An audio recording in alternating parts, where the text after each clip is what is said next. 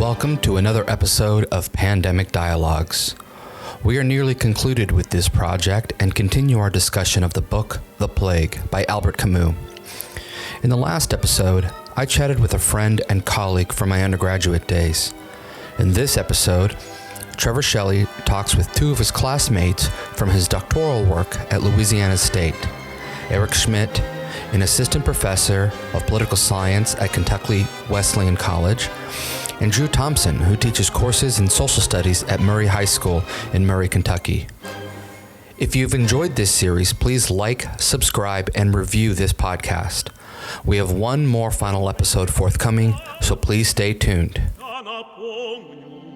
Well, hello. I'm delighted to be joined by two of my friends and former colleagues from graduate school days at Louisiana State University, Drew Thompson and Eric Schmidt. And we together encountered Camus for the first time in a grad class at LSU. We'll talk a little bit about that class. It was an important class for all of us, I think, and introduce some themes that are still important to us in reading, such as Camus. But let me pass it to Eric and Drew for a moment to each introduce themselves. Say just a quick word about what they're up to, maybe what their research focuses on, and we'll go from there. My name is Eric Schmidt. I'm assistant professor of political science at Kentucky Wesleyan College in Owensboro, Kentucky. I just finished up my third year here. I'm originally from Kalamazoo, Michigan. Did my PhD at Louisiana State, where I met Trevor and Drew. My research focuses on American political institutions and political theory. I've written on Camus. I wouldn't go so far to call myself a Camus scholar, but I am certainly someone who has a scholarly interest in Camus. I wrote my dissertation on Walter Lippmann, 20th century American journalist, and his works of political theory. So I have an interest in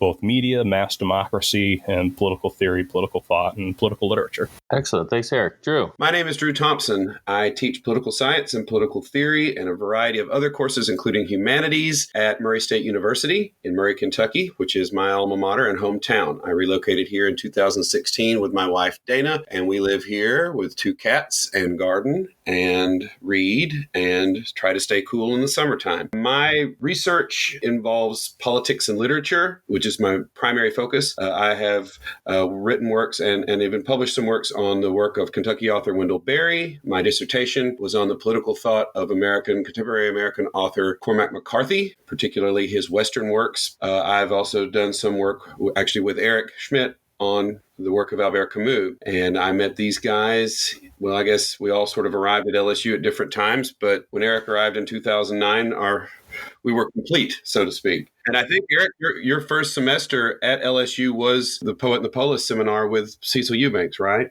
It was. That was my introduction to political theory at the graduate level. And I got to tell you, I don't think I could have asked for a better introduction, in no small part because it was Cecil Eubanks introducing me, but the course itself, the Poet and the Polis, I think was a particularly important one for a young grad student to encounter. I was going to say, no doubt, an important one for younger and older grad students. I mean, I think it was indeed, as I said before, a course that still resonates with us and that we turn our minds and imaginations back to. So, I want to give each of you an opportunity to say something about this course. I mean, just thinking of the title itself, it's rather suggestive, right? The Poet and the Polis. It seems like it would be an apropos segue to our discussion about Camus, but not least of all because we discovered Camus there. So what was it about the course in terms of its structure and the readings? And certainly, I mean, I think the encounter with Cecil Eubanks was very significant for all of us. But what could you each maybe say in a few words about this course before we transition to Camus directly? Why don't you go, Drew? Well, for me, sort of continuing with Dr. Eubanks at LSU, what jumped out at me about the course was sort of the way it informed my ongoing preoccupation with the idea of myth, the idea of mythos. And I'm looking at my notebook now. I just have on the back of a page, it just says, myth provides the context for meaning. And Eubanks taught Camus in such a way that myth was sort of at the heart of his enterprise in a way that we might not think about. The way that we talked about Camus, as I recall, it was an introduction to narrative theory by way of a juxtaposition between mythos and logos. And I can't really think about this novel any other way than that. Even now, having reread it, I think about myth in the book, though I must confess I'm also thinking about correspondences with what's going on in contemporary society. Sure. Yeah. No. That we can maybe get to that at the very end, but that's great. That juxtaposition between myth and logos, as you say, I think is maybe even indicated in part by the title of the class itself. But Eric, you wanted to say something, I think, about political imagination and how maybe it's something of the fits within that relationship, perhaps. Yeah, I think so. And, so we have mythos and the poet, and logos, perhaps, and the polis, the political theorists. And that's how Eubank set up the course, I think quite wisely, was with a weekly reading from a poet matched with a weekly reading from a political philosopher or theorist. For instance, I know we did the Iliad and juxtaposed it with Simone Weil's poem of Force, and an entire anthology by Simone Weil. Of course, we also read Old Testament Genesis with Levinas, and we did Deuteronomy with Walter Brueggemann, did Sophocles paired with Nietzsche. And of course, the oldest confrontation between the polis and the poet, we read Plato's Republic and Aeschylus's Oresteia. One of the things that I think has really stood out to me, especially in hindsight, because this idea of political imagination, you can't force into your head. It's something that you just need to you need to stew on. It's something that sort of emerges out of the tension of these ideas. And the way they were presented in the class was, you couldn't help but observe a sort of a lacuna, a sort of gap in between each poet and each philosopher. There seems to be a fundamental way in which they cannot be in full conversation with one another. And Camus entering into this course design, I think, was particularly interesting because he was one of the, if not the only author we read where he was the both poet and philosopher. So we read, I believe, Myth of Sisyphus and The Rebel and The Plague and The Stranger, I think, were what we read in that course. I could be mistaken, but, Camus and what makes his project, I think, so of such enduring significance is how well he's able to, or how sincerely he works to put in conversation the poet and the polis within just his own work. Well, that's very interesting. I mean, especially if there is perhaps some kind of fundamental tension or gap between these two modes of thinking and speaking, perhaps, or even writing. Is it not still a question whether Camus' project is successful in uniting or bringing the two together? Has he found some new way, or if there is an inevitable tension or divide between them, does he not kind of himself inevitably fall into one of or the other? I think it's possible to consider Camus in a third way because we really don't have a lot of political philosophers or indeed political poets or just poets that are as devoted to the idea of action as we see direct political action as we see in Camus. And it's no surprise then that in the seminar and that we read Simone Weil and then we get to Albert Camus because both are very concerned directly with action in their time, right? A way to confront global forces with direct action. Camus was a great champion of Weil and loved what he called her madness for truth. He said she was the only great spirit of our time. And I think it was her commitment to helping the downtrodden and doing something in her life rather than simply theorizing, her commitment to action that really informed him. Of course, we know, I'm sure you've covered Camus' activity in the French Resistance, or the resistance to the French with the Blackfeet. And I see broad correspondence there. And both seem to be interested in what we might call a new kind of intellectual rigor.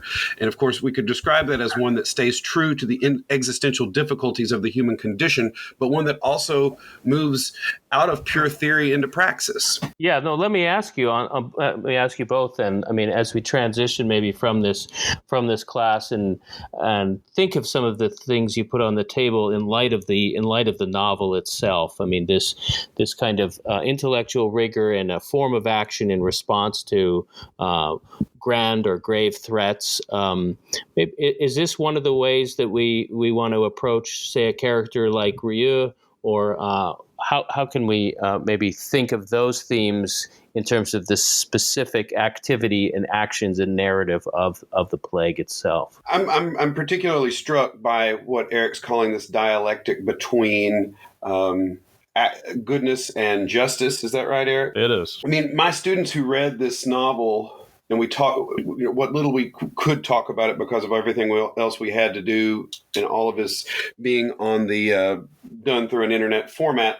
Again and again, the students were struck by they would say, it just seems like nobody knows exactly what they're supposed to do. And I said, wow, you got your finger right on it, don't you? It does seem that justice and goodness can be irreconcilable, that wanting to do the right thing and not knowing what the right thing is certainly at the forefront of Camus' mind throughout this. I hope I'm not shifting the terms of the discussion too much here, but it does seem that he puts similar but different viewpoints into the principal characters of this book, but all of them seem to face, even though they are cast in a certain light, they all seem to, at various points throughout the course of the novel, face dilemmas that result from their particular outlook. And I think those dilemmas are of particular importance to Camus. I think he wants to show how not knowing what to do is sort of the natural human condition, and how that can often cow us into inaction and indeed perhaps acquiescence to an unjust political order, or an unjust should we put this, whatever we could call a plague, right? An unjust natural phenomenon. Nevertheless, action is required, and that is what Camus is sort of urging us to, even if that action, I think, may be to resist the temptation of not caring, or the temptation of not standing up for justice. If I can tag on to that, I mean, I think that you're right, and that your students are onto something really sublime or profound, even about the the message that they're receiving from the book. Nobody really seems to know what to do. Well, the podcast was wonderful, but one of the underlying Camusian themes that I think is required to understand the plague and his other work is his conception of the absurd, which we can boil down. I mean, it's difficult to capture briefly, but if we were to attempt to boil down, it's this condition that man is thrust into, being forced to try and understand himself, and yet knowing that that's impossible. And we're thrust in this condition of what he borrows a term from Aristotle, the giddy whirling of existence. And Camus' work is, largely designed around trying to find a reason for action, a moral purpose even within this absurd condition. And he develops this idea for action, which, I think Drew has touched on here. But, it's not so much a sort of positive action, and matter of fact, he speaks strongly against, historical or metaphysical rebellions. He speaks about the rebel as someone with limits, someone who says no. Someone who says that this is unjust, I shall not do it. It centers around the individual. The life of an individual is something worth preserving. And I think with Taru and Ryu, they both, in different ways, address this sort of limit and this sort of fundamental idea for life within Camus' absurd, which is to protect the individual life. And Taru does it in a very, high-minded, rebellious way, and Ryu takes it as a very sort of practical, reasonable, one foot in front of the other. And their reconciliation, I think, in The Plague is Camus trying to come up with and trying to elaborate through literature a mode of being, so that you and your students and everybody else that reads it will feel a little bit less like nobody knows what the heck's going on. So is this to suggest that, notwithstanding the absurdity and the lack of knowledge, or what might be characterized as a inescapable ignorance of the human condition, there is one thing that we can know and we ought to know, but maybe this knowledge itself is not the product of reason, but rather of experience, and an experience that cultivates the imagination or one's sympathies, one's pitié or pity even, and that level of compassion that is sort of cultivated on the part of the characters Rio and Taru, a compassion directed towards others. Is that sort of the knowledge that we must all know, we must come to appreciate and act upon, notwithstanding the amount that we cannot know and will never know about how to resolve problems? Is that another way of thinking about this, maybe, and sort of suggesting that, well, really it's a kind of, again, back to the logos and mythos, it's sort of reason and imagination, or even compassion and emotion on the one hand, and logic and theory on the other? I'll let Drew respond more fully, but to finish what I was just discussing, I think that that's exactly right, because Camus will suggest that the only ways to sort of fail in this absurd existence is to seek to transgress it, either through an appeal to sort of nihilism, anything goes, all is permitted. Camus was, of course, deeply influenced by Dostoevsky and the brothers Karamazov, and I think you can even see some of that influence in the end of The Plague. Or the other appeal, which leaves the condition of the absurd, and which Camus rejects, is an appeal to higher law. All right, some sort of dogmatic, religious, or otherwise faith that can provide a sort of meaning outside of the condition of the absurd. He thinks that both of these escapes essentially are unfair acquiescence to something other than the lived experience, which is his emphasis. Exactly so. I mean, the dogmatic, tagging on the dogmatic faith, I mean, right, what could be more distasteful for a Camus particular, or the characters in The Plague, is someone who turns his back or her back from the community of other humans and says, well, my hope is in salvation. Good luck. Right.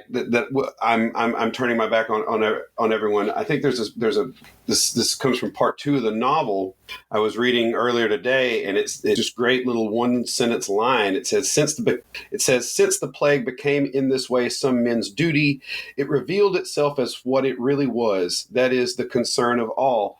And that sentence and so many others you find throughout the novel sort of shows that Camus is trying to draw our attention toward investing in the good of everyone, right? And that seems like a simple idea, but it's sort of remarkable because it's a non-dogmatic, non-structured.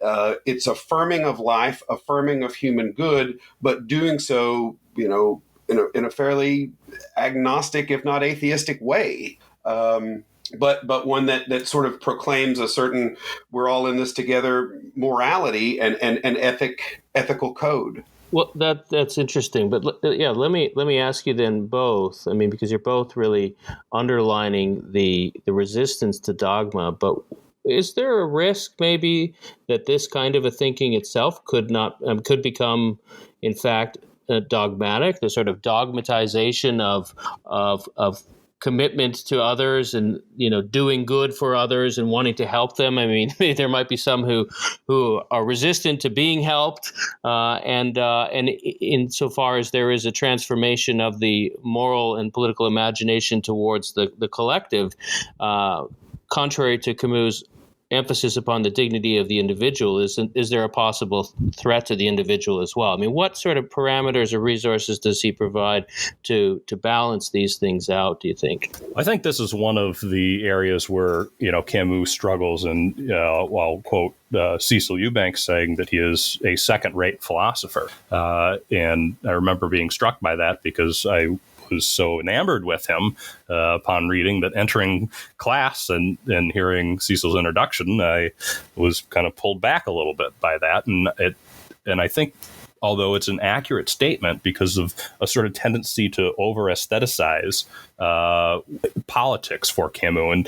And, for a philosopher of limits, right, there's few things that are more unlimited than the appeal to beauty. And Camus makes that point. He seems aware of that, at the same time doubles down on it. There's a line in The Rebel, which was written adjunctively to The Plague, written to elaborate the same themes. He says, beauty, no doubt, does not make revolutions, but a day will come when revolutions have need of beauty. Now, this idea that politics requires beauty as a sort of grounding, I think carries a nuanced satisfaction for especially us as moderns, right? That have need for a sense of something enduring, worth fighting for, worth revolting on behalf of. But at the same time, it's not the safest, most stable, most practical, or maybe even most philosophically worthwhile grounding for a polity. So is that maybe to suggest then that he hasn't fully reconciled the poet and the polis to the extent that we might have hoped, and that really he is more of a poet who sort of with passing glances looks to the polis, or is that maybe stating it too strongly? I'm not sure. Well, I think the answer is this. I think that's the reason why we come back to Camus and look favorably upon him, regardless of our political persuasions, or much less our philosophical persuasions, is that he recognizes and elevates the idea of tension between the good and the just, between the poet and the polis, and recognizes the benefit of allowing things in tension, ideas and otherwise, to work themselves out in that tension and deliver new goods, new political goods. And that's a difficult and frankly maybe even untenable position. I don't want to mischaracterize it but I really do believe that it's the tension between opposites and competing political goods, the just and the good, the just and the beautiful, right? The idea of whether or not these things are ultimately reconcilable is kind of what's at the heart of many of the disagreements between the poet and the polis. And Camus, instead of choosing a side, explicitly says that there's something about this tension. There's something about this sort of, it's what's the old story about the two mice are in a bucket of milk, and one, gives up and he drowns, and the other one, runs as hard as he can and eventually turns the milk into butter and is able to jump out of the bucket. Right. I don't know if that's too folksy. I've been living in Kentucky for only 3 or 4 years, but yeah, maybe it's not folksy enough. But I really think there's something to that. And if you'll bear with me, I'll read the last couple of sentences of Camus' Rebel, which I think kind of elaborates this exact theme. He says, at this moment when each of us must fit an arrow to his bow and enter the lists anew to reconquer within history and in spite of it that which he owns already, the thin yield of his fields, the brief love of the earth. And at this moment when at last a man is born, it is time to forsake our age in its adolescent furies.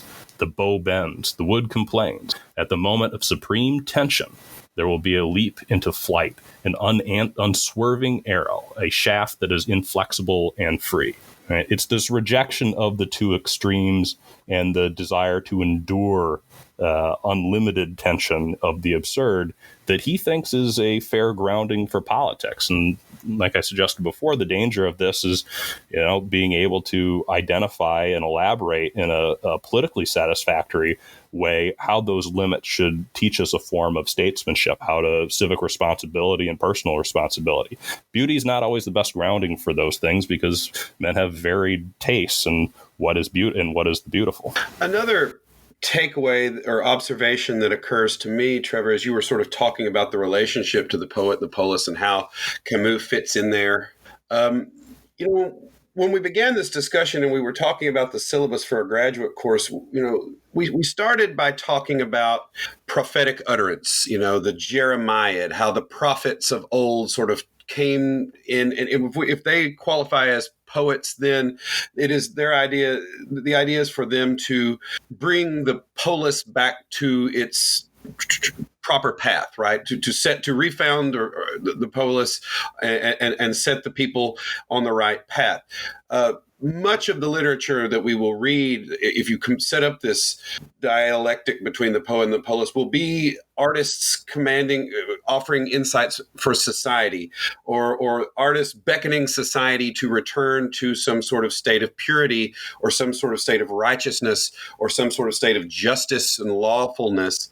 Camus very much the other way around when we think of him as a poet talking to the polis. He is a poet who is being beckoned by the polis. It is the situation of the polis, as I read Camus anyway. It is the situation of the polis that beckons the poet to address it and to give it beauty that it is lacking, to show the nobility of its simple things, right? It's people in their lives, rather than a chronicle of kings or of lawmakers. It's a story of people doing their best. And we have a lot of that in our literature, particularly, I would say, in recent literature, and that's great. I enjoy that literature. But in setting it up in the way he does in this novel, in The Plague, we sort of see acts of everyday heroism, and it's both a heroism born of helping others and also of not giving up. And you can see where the claim that Camus might be a second-rate philosopher could be leveled, particularly as a second-rate political philosopher. But I don't think he's a second-rate poet by any means. Not at all. Indeed, I think the way he finds a way to use fiction to illustrate ideas of his, broader philosophy is rather ingenious. Though this isn't necessarily to sort of restore Camus as an author of quality so much as it is sort of comment on what we find in him. Can you repeat your question about the relationship to the poet and the polis? Make sure. I think you've done an excellent. I think that's excellent what you just said there, and and we can maybe move on to some other themes as well, because you did a very nice job of responding. But it actually raised a question for me that I wanted to ask both of you, then, to maybe think about this relationship within the novel itself. It strikes me as very interesting that, as Drew suggests, Camus sees the importance of the poet for the polis, being beckoned by the city, and Eric is suggesting, there's this past prophetic role that we have to keep in mind. There's no poet in the novel itself, and the city of Iran is described as, from an aesthetic perspective, as a pretty ugly place. And the only person engaged in some sort of literary activity, this character Grand, is altogether unable to execute upon it. And the drama that Eric sketched for us a moment ago is between a medical doctor and a one-time son of a jurist who rejects his father and engages in kind of rebellious activity. There's almost a conspicuous absence of poetic characters in the novel, or is that right? And what, if it is, what to make of it?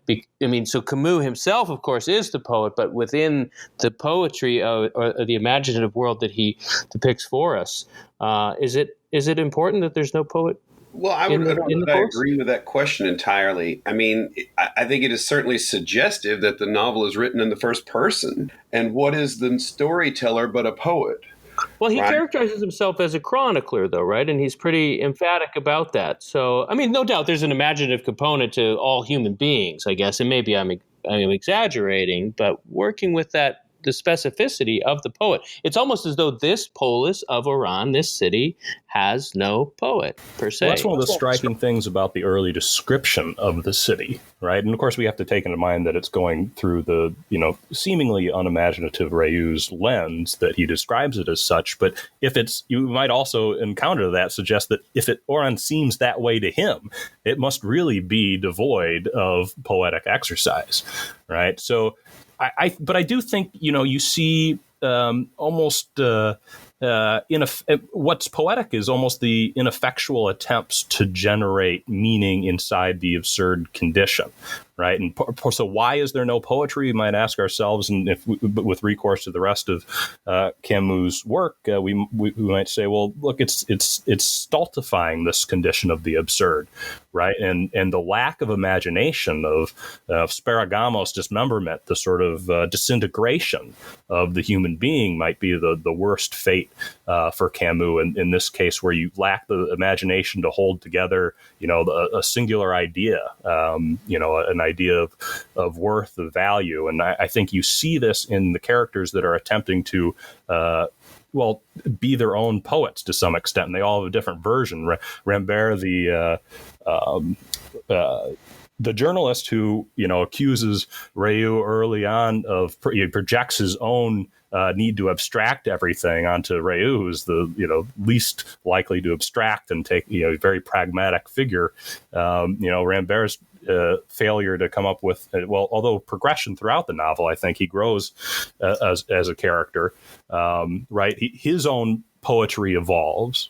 Grand's inability to construct his novel, his literalism and his perfectionism limits him there. Panelou's attempt to the priest, his inability to deal with for his parishioners and put into context the plague. He has to come up with a couple of different sermons, and of course, we might suggest that he doesn't ultimately succeed in coming up with a worthwhile vision of poetry, a mode of action, and Tarrou's mode of being and Raoult's mode of being sort of dovetail into one another. Their poetry is, for Raoult, Tarrou's is the mobilization of the citizen brigades, is sort of tireless rebellion against death in any form, and Raoult's sort of regular and committed attempt to arithmetically ameliorate injury and death wherever he can. I think part of what's so evocative about the plague and the poetry we see evinced in and under the conditions of the plague is how each one of those characters struggles to find a version of it. Yeah, so with some of that in mind, I wanted to return to a theme that you briefly invoked, Eric, this notion of a kind of democratic statecraft. You indirectly referred to it in your remarks, and you had sent me a paper that you've written on Camus. Seeing as you are both sort of Camus scholars, maybe we can draw some of this out. What exactly do you have in mind in terms of Camusian democratic statecraft, or Camus novels sort of leading us towards something more than just an individual responsibility, maybe, but even some kind of teaching for a statesman? So we see, the tangible version of civic responsibility manifest in, of course, the sanitation squads. But what I kind of have in mind here is more far-reaching principles that we might take away from the Rebel and from Camus' thought in general that might tell us something about how to conduct ourselves and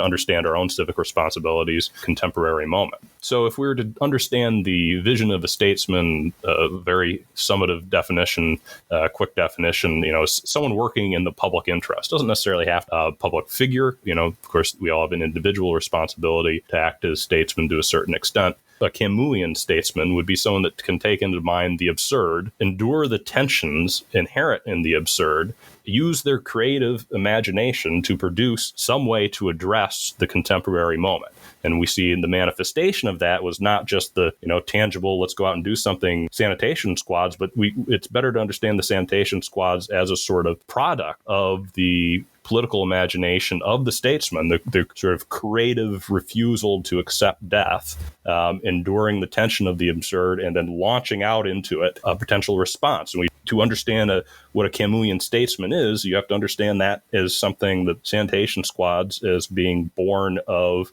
someone refusing to succumb to the plague. Right, and that gives us a sort of example of how we might use Camusian ideas like the absurd and transcendental limits launch us into action. And is this sort of contrasted with the rather unimaginative responses of the prefect and the sort of administrative bureaucracy that Rambert is tangled in, and basically the governing authorities of Iran themselves? Does that indicate something of the absence of a Camusian democratic statecraft, perhaps? Yes, and I think it suggests something further about mass politics and the consequences for political imagination in a condition of mass politics. Bureaucracy itself is, by definition, and this is a very Weberian take on bureaucracy, but one that I think that stands up to scrutiny, is that in order to behave and treat everyone as equally as possible, as they're more or less ordered to, as they must in order to foster a just society, a bureaucracy can't be imaginative. The response by a mass politics where there are no individuals, where there can't be individuals, where imagination has to be borne by the individual, there's a sort of fundamental incompatibility. Yeah, so that's good. Drew, let me ask you, somebody who spends a lot of time thinking about politics and literature, this relationship, and really maybe how a study of politics and literature can be seen as something of a civic education, perhaps, or a way to cultivate the political and moral imagination that Eric was just talking about. What does Camus offer us in this sense? As far as a civic education, broadly speaking, might be concerned, and how we as citizens and statesmen might in fact be well served by an education in Camus? The easiest but most ready to hand answer to that is just look at how, I started rereading The Plague, I think, the third week of March. And part one of the novel looked a lot like the coverage I was reading of the COVID-19 pandemic outbreak. And of course, that to me as a teacher was a gold mine, because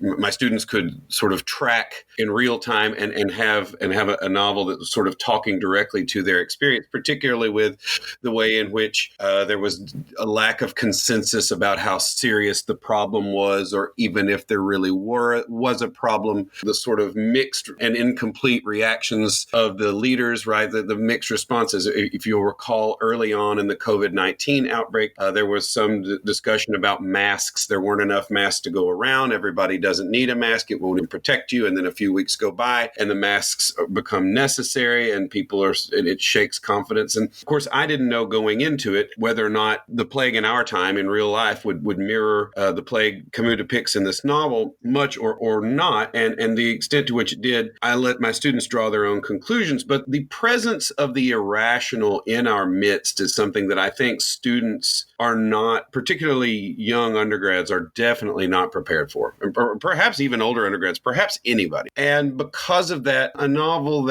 or the depiction of an irrational thing like the plague, right, that doesn't behave in ways that we understand, that doesn't conform itself to the rigid categories of thought that we expect, it gives us something new to ponder. And of course, it fills us with fear and dread and anxiety and longing and alarm. But the way that Camus does this, and then sort of talks about how individuals come to a realization of their duty, and how that duty is not necessarily informed by, obviously Rieu is a doctor, and a doctor has a very clear job to do in a plague, but others depicted throughout the novel come to a sense of duty, a sense of obligation, a sense of responsibility for others that I think our society does not emphasize. We tend to be too individualistic to think, well, I need to be looking out for everybody rather than looking out for myself. We tend to go in the opposite direction.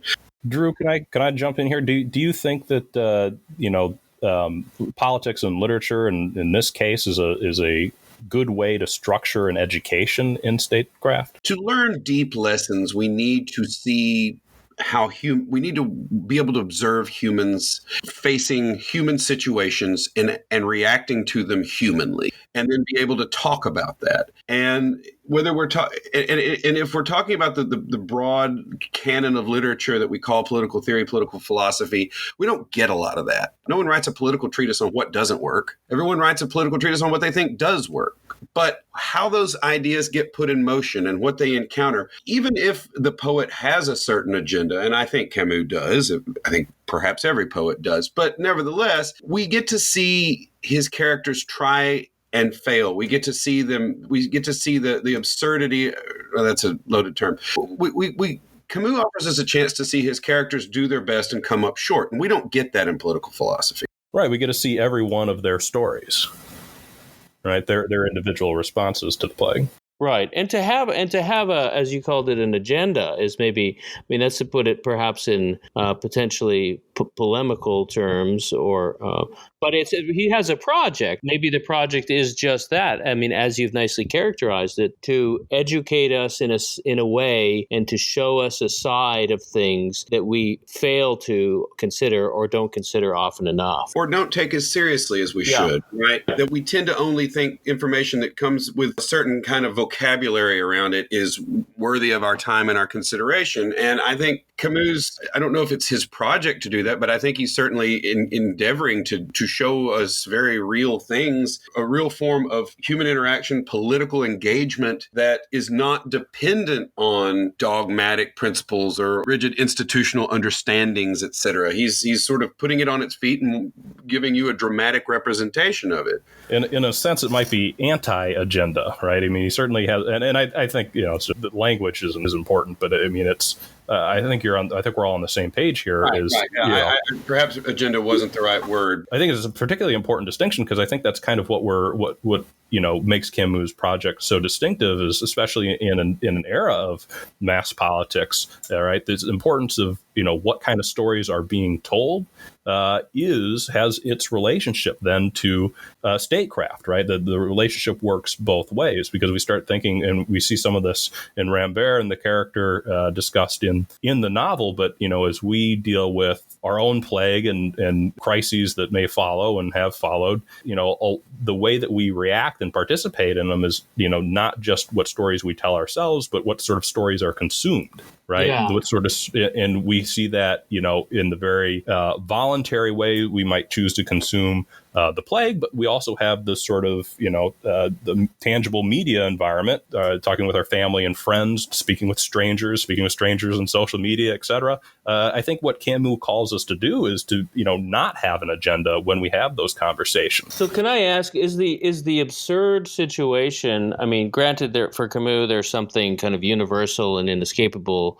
at all times, but is there something about our moment, or, this period in history, years after Camus, that has made managing, so to speak, or addressing the absurd all the more difficult, and especially in a landscape of fractured and fragmented narratives, where I mean, you were talking before about the not having an agenda when engaging in discussion with others, but there seem to be so many disparate discussions and narratives that rarely meet, and in fact are so nearly incommensurate. We might say that we've all escaped the giddy whirling by siloing ourselves within particular narratives. For instance, if you want to read nothing but Breitbart, you can read nothing but Breitbart. If you want to read nothing but Huffington Post, you can read nothing but Huffington Post. Right, that's what I had in mind, yeah.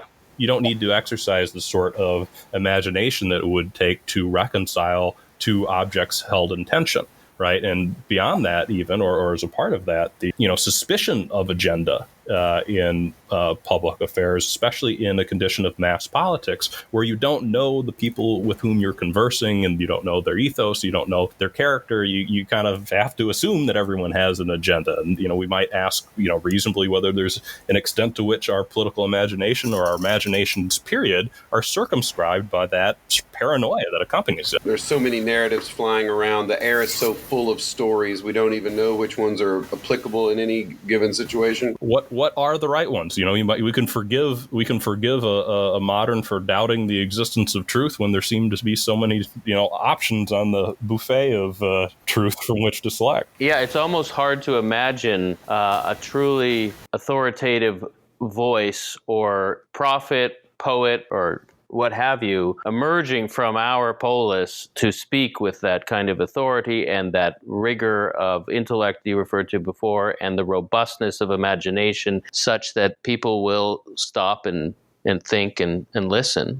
And I think Camus' response, and tell me if you agree, would be something along the lines of, welcome to the absurd, right? The media environment is just one new condition of the plague, and the way through it is imagination, is refusing to, or being someone who says no when there's a transgression. But and I don't know how much metaphysical solace we might get from this, but I'd also think that Camus or any other poet we might read might say, well, name me a point in history where the poets were taken serious. That's a great point. Name me a point in history where the poet said, hey, guys, this is what we should be doing or shouldn't be doing. And everybody said, oh, you're right. Well, maybe that's a good note to end on. We are running a little bit long here, but I want to thank you both for your time and sharing your thoughts with us today on all of this. It's been a very interesting discussion. Well, let me also say thank you, Trevor, to you and Luke for your sustained and fruitful reading of The Plague. I've shared it with my friends and family and students, and I hope others will too. It's a valuable contribution to political thought generally, and especially at a moment like this.